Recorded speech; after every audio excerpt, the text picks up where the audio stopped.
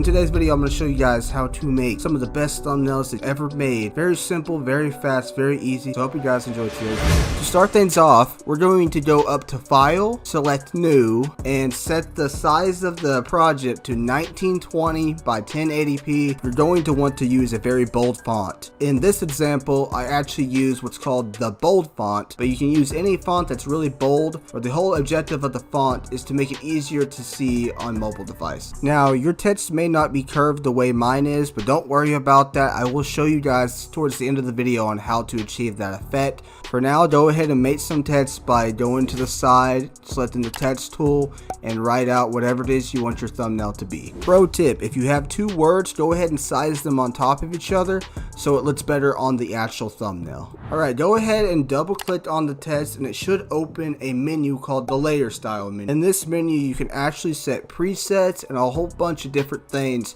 to really make the text pop out and look the way that you want it to. We're going to start on the bevel tab. This is where you can add light and shadow to the text and really add a bevel. The bevel will add some depth to the text, which ultimately will make it look better. Keep in mind, these settings are completely optional. These are just the settings that I'm using for this specific tutorial. Now we're going to go into the stroke tab. This is one of the most important things for your text that really will make it stand out from the background. A lot of people make the mistake of either making the stroke either too big or too small. If it's too big, it looks out of place. If it's too small, you can't read the text. Typically on text, I don't use a stroke size any bigger than 15 pixels, but it's really up to you. The color of the stroke is going to directly depend on the color of the outcome. For example, in this video, I'm making this text like a lime greenish color, so I'm going to go ahead and select that color and then drag it down, be a lot darker version of that color. Typically somewhere around where the G is at on the menu is where I'll stay.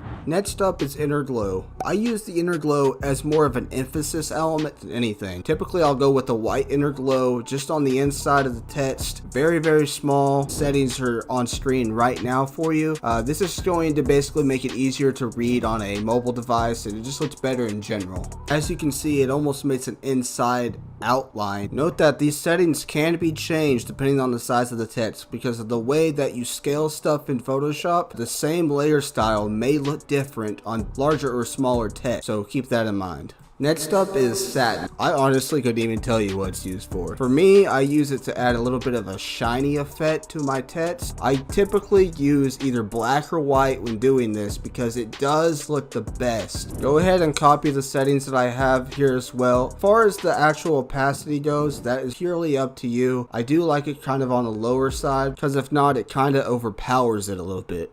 Next, we're going to add a gradient overlay. This is a very important element as well because it does make the text look a little bit more in depth. For setting up your gradients, all you're going to want to do is just click on the box, select black, click on the middle one, select white, and click on the last one and select black. This is the same gradient I use on basically all my thumbnail text because you can add color later, and you can also set this as a preset to save yourself some time later. Go ahead and copy the settings that I have here, and keep in mind that you can adjust the actual opacity, basically whatever you like. I typically just put it to whatever looks best. Next up is the color tab. This is where you're going to add whatever color it is you want the text to look like. As you can see, I have it set to hard light, but you don't have to use that specific effect. I just use it to get the specific effect that I have. If you want to just go ahead and flip through the blend modes, feel free to look through there until you find something you like. Now, as far as the opacity goes, you adjust this based on what type of blend mode you have. For example, if you're using the normal blend mode, it's not going to show the gradient through it because it's not actually masking over top. Also, some colors are going to look better than others, especially for thumbnails. Try to stick with something that's really vibrant and bright and easy to read. Try to stay away from red though, because it will be matching everything else on YouTube.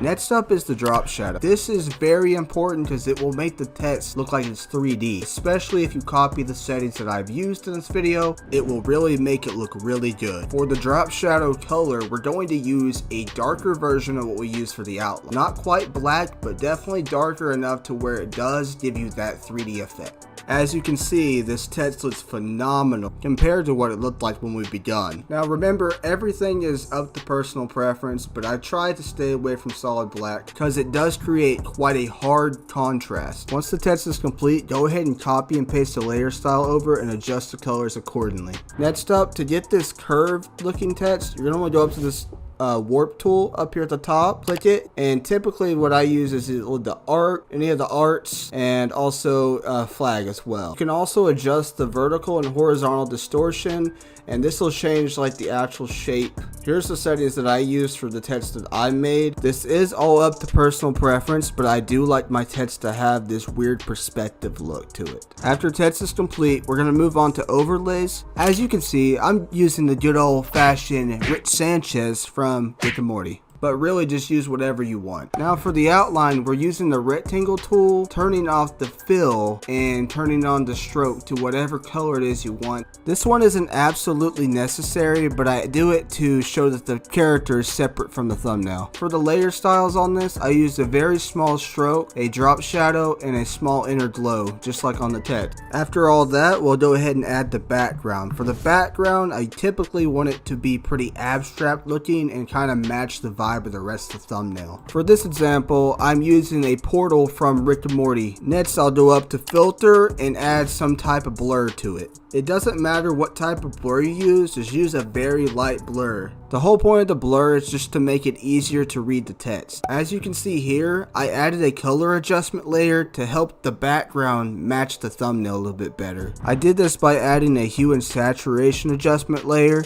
and overall, I'm pretty satisfied with this. Another thing you can do is overlay other effects such as like lightning and things like that. In fact, I did this here and it looks phenomenal. Just make sure when you're overlaying other images that you're using black and white if possible, because you're going to be using blend modes, and if you don't have a black and white image, it can actually change color of the background itself. If you found an image you want to overlay but it's not black and white, you can go up to the top, click on image, click on adjustment, and then change it to black and white there. I also almost forgot to mention that I usually group the text layers together and add a outer glow of like a white or any color that's really in the actual text to kind of outline it as well. And there you have it. That is the completed thumbnail. I do sometimes add color adjustment layers along with brightness and contrast adjustment, just depends on the thumbnail. But if you did follow the steps today, you should end up with a thumbnail relatively similar to this. Not only will this thumbnail get you more clicks, it just looks more appealing on your channel. So if you did enjoy today's video, go ahead and subscribe. I will be making more content like this, and comment down below what you'd like to see next. Thank you for watching. Have a great day. Bye-bye.